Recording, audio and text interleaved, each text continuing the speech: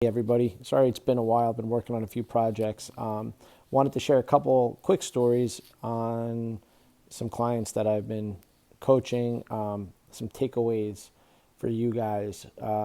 So one client started about 3 weeks ago. His main concern was his blood sugar up in the 140s pretty consistently.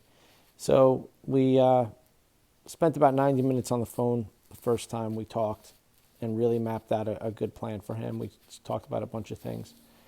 And over the course of the past about 2.5, 3 weeks, he's lost about 10 pounds. But his blood sugar is still around 120 as of 2 days ago. So when we first talked, I told him, listen, you need to take your blood sugar first thing in the morning when you wake up. So I texted him yesterday, the day before, and I'm finding it kind of weird that his blood sugar isn't lower faster. I told him after about 2.5 to 3 weeks, we could get him dialed in close to 100, and the fact that it's still hovering, or some days it was in that 115 range, but some days it'd be 122, 123, and I expected better, and it should be better. So he texted me like 7:30, 7 o'clock in the morning, and then I said, "What's your blood sugar?" He said, I didn't take it yet. I'll take it in about 45 minutes. And I said, "Well, how long have you been up?" And he said, "About 45 minutes." So I said, "Do you always take your blood sugar this long after you wake up?" He says, "Yeah, after about an hour or so." He likes to do some emails and stuff like that. I said, "Okay." And now I think I know what the problem is. So here's the deal, guys. When you take your blood sugar, you have to take it first thing in the morning when you roll out of bed within a few minutes. What happens when you start answering emails, texts, and whatnot when they're work-related? Stress, right? What does stress do to your blood sugar? Especially if you're type 2. It's going to raise it up. Guess what? Last 2 days, his blood sugar's been down 10, 12 points. So that's what it was. Sometimes these things aren't obvious to people. That's why getting a little coaching and getting it done the right way is correct.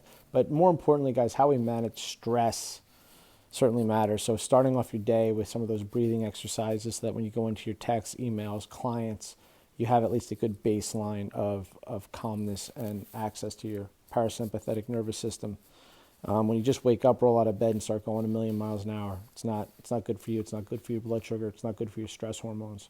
Cortisol will naturally raise first thing in the morning when you wake up anyway. So keep that in mind.